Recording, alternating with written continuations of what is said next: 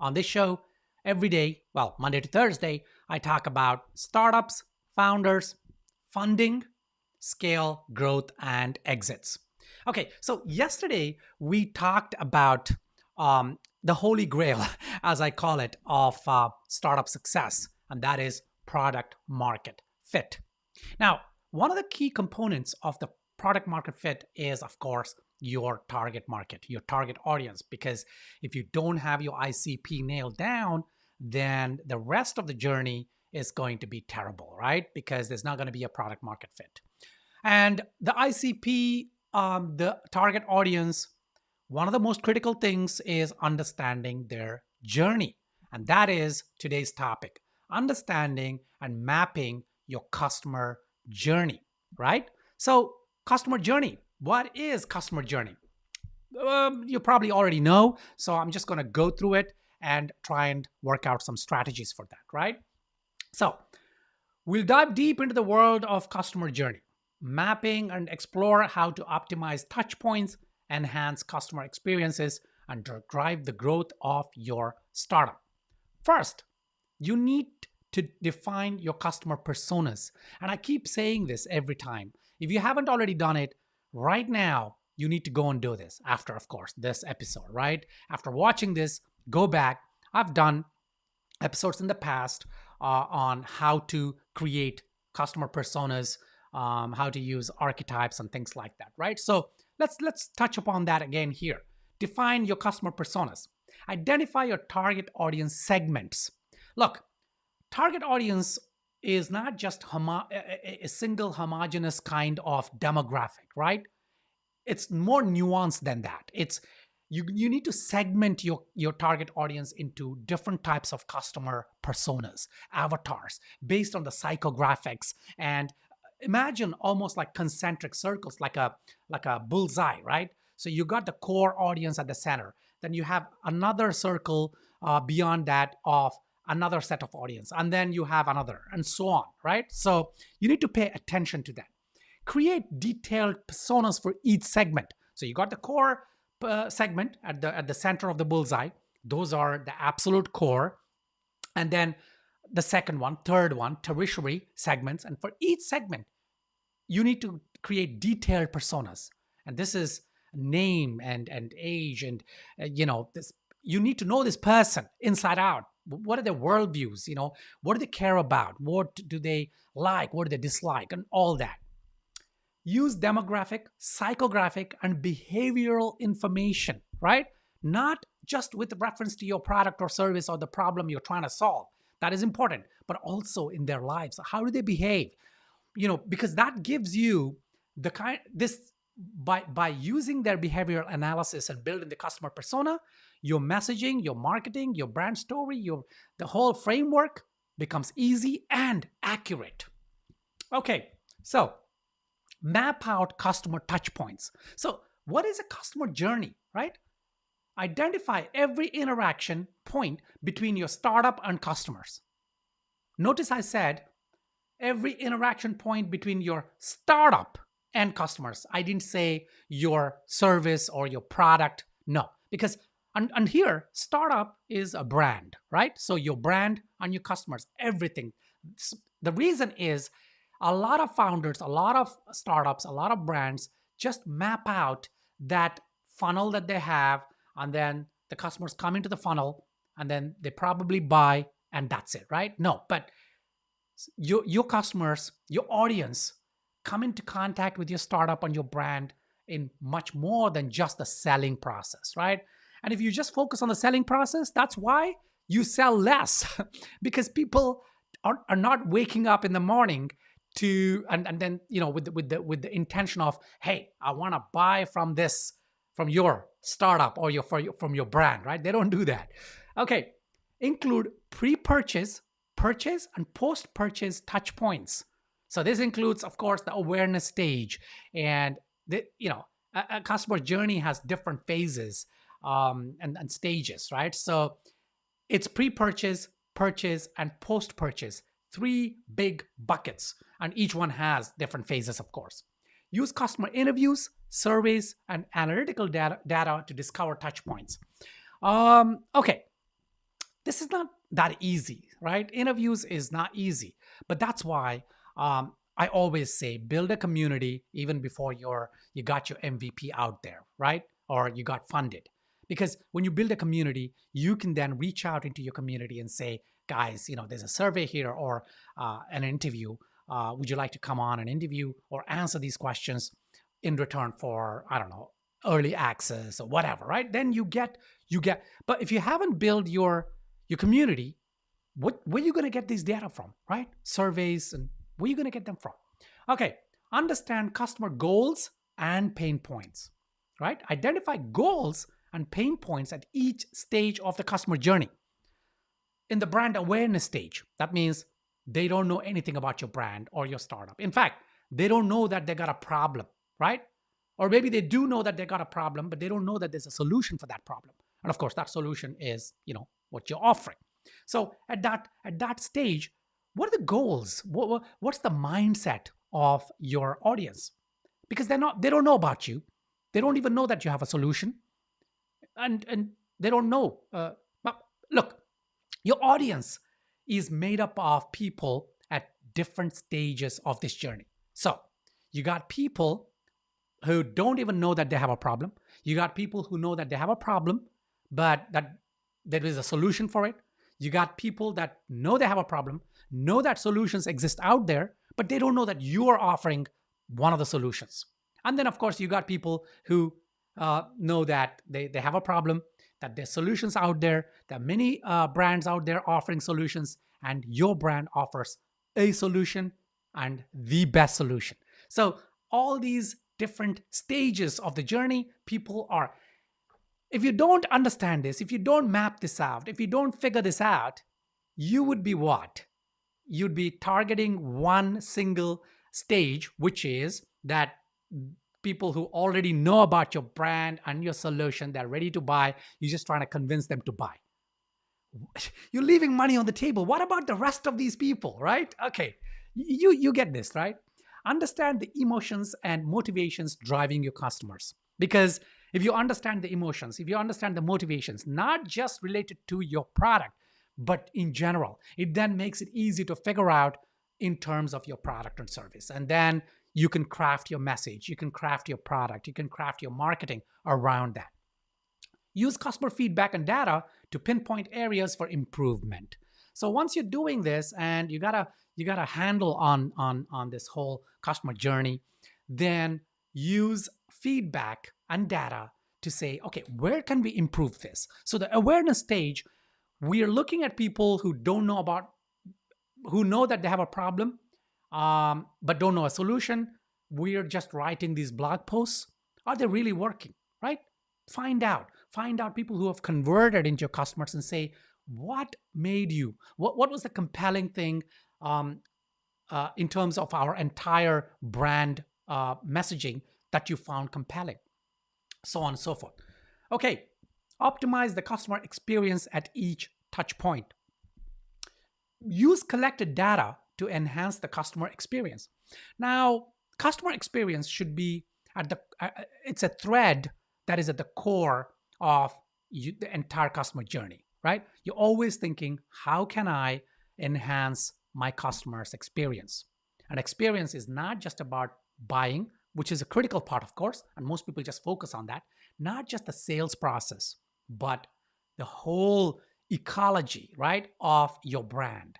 It could be just your social media posts, which are not even sales posts.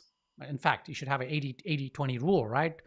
Don't just post sales. No, you're going to put off your audience. 80% of value to them, 20% you're asking for the sale, right? Okay, so use that data to enhance the customer experience. Address pain points, streamline interactions, and remove barriers. Remove barriers. OMG. This is one of the things that I get frustrated with brands every single day. And even the biggest brands and the smallest brands. Remove barriers. I'll give you an example. So Citibank. I used to have an account with Citibank, and well, I still do.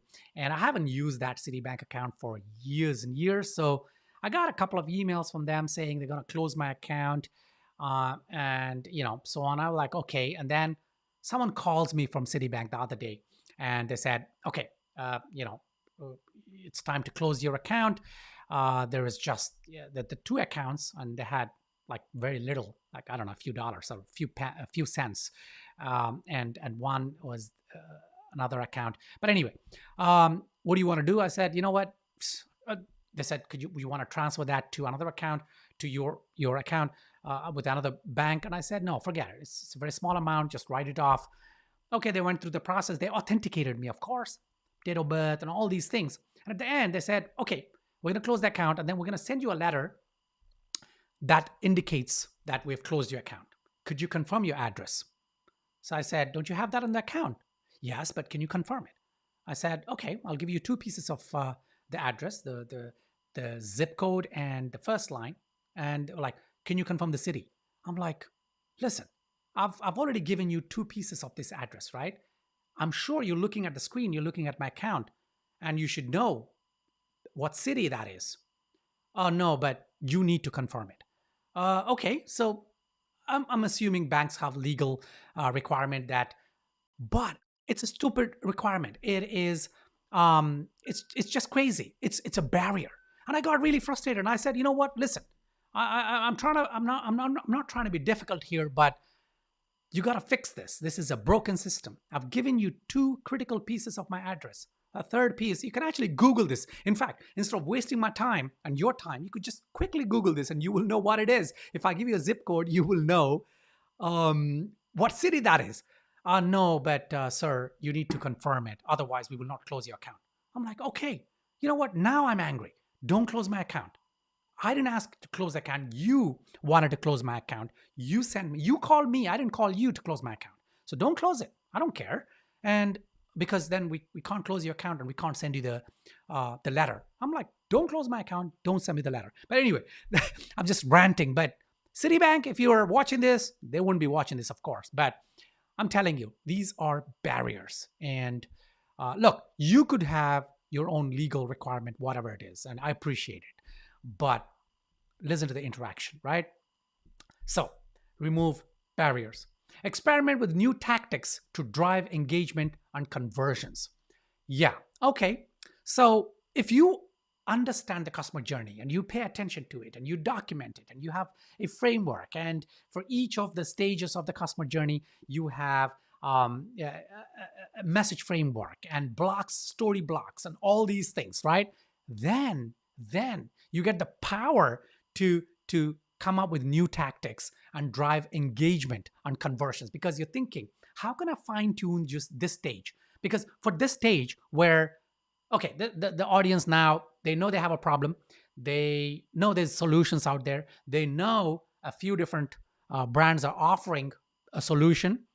Now, what can we create so that we become top of mind to this audience, and they will then say, okay, I've decided I'm going to buy from this XYZ, right? What are we doing now? We have explainer videos, maybe. We have, I don't know, discount codes. Is it working? Yes, it is. We're having 3% conversion. What can we do to take it to 4% conversion? Because 1% increase in conversion is, it's massive, right? Because people forget that. They're always looking at just increasing prices, decreasing prices, discount codes. No, you could do other things to increase that conversion. And by looking at the customer journey, by optimizing it, you get that power. Measure success and iterate. You know this, right? Every one of my episodes, one of the slides is always about the KPIs, tracking it, analytics, and how, as you as a founder, it's your duty to establish KPIs, to track success and impact on your startup. It's your duty, it's your dharma, right? And I'm going to do episodes on dharma, and I will be talking about KPIs. But look, as a founder, it's your fiduciary duty, above all else, to establish, first of all, the right kind of KPI, right? The right kind of metrics. And then on a weekly basis, on a daily basis, if possible, keep an eye on that and, what impact they're having. regularly review and update your customer journey map. So um, I remember, so once I was advising a startup and I helped them build this detailed, really uber detailed customer journey map, right? And then yeah, the engagement was over. They got funding, blah blah blah, and then they came back to me for something else, and it was there was a bottleneck that needed to be untangled, but they didn't know what was causing it. And so we started another engagement of advisory, and I was looking at it, and the first thing I said was, okay, on the customer journey back, if you remember, and I remember every single customer journey or brand strategy that I create for my clients, I have that ability. I wouldn't call it photographic memory because in some things I'm really bad, but in certain things, yeah, I remember every single one of these clients and the journey that I came up with. And so I said, look, I remember that we. So are you still doing that? They're like, yeah, I think we are. And I said, have you iterated your customer journey? Is it? They said, well, yeah, it's the same. I'm like, what? That was 3 years ago, and your revenue has increased this much, and you're doing well, but you're leaving money on the table by not iterating or working through the customer map. And we looked at it, and I was like flabbergasted. And it goes to show how people, yeah, they don't pay attention. Continuously iterate and improve based on data, feedback, and changing customer needs. Enough said. Leveraging customer journey mapping for funding. Oh, okay. Showcase your deep understanding of your customers to investors. If you have look, create a detailed customer journey map, but you don't need to put all that into the pitch deck, right? What you need to do is create a simplified version of it that shows effectively to the investors that, hey, you've cracked the code on customer journey. Because if you've cracked the code on customer journey, investors know that they're going to be in safe hands. At least they can trust the product market fit that you're talking about. They can trust the projections, so on and so forth, right? Demonstrate how optimizing the customer journey supports growth and revenue generation. So in the customer journey map slide, you could say, you could pinpoint certain aspects of it and say, this is based on the current go-to-market strategy, right? GTM. But by optimizing it over 6 months, year, it's going to change the dynamic, which means the conversion rate on that customer journey would go up. And your investors that's it. They will stop at that, and they will pick up the phone or send you an email to say, listen, why don't we get on a Zoom call? Let's talk about this. Let's get our senior LP. LP is a limited partner, right? In funds and in VCs and all that. Let's get our LP to have a conversation with you. And if it's family offices in the Middle East, they'll say, you know what? We'll send you a ticket, a first class, business class. Why don't you fly over? Let's talk about this, right? Use data-driven insights to strengthen your pitch and investment potential. I cannot overemphasize the fact that this single thing, this customer journey, will really enable you to kind of strengthen your pitch and, of course, your investment potential, right? So that there is today's episode, and I love this topic. It's customer journey. You need to pay attention. If you're not, I say you're missing out. And yeah, if you have any questions on this topic, hit me up. If you're a startup that's going through funding and it's looking for help with customer journey and mapping and all that, hit me up. Let's get on a Zoom call. Let's see if we're a good fit, and I can bring a lot of value to the table and advise you on the customer journey map that would blow your investors out of the water, and so on. Okay, so till tomorrow's episode, go forth and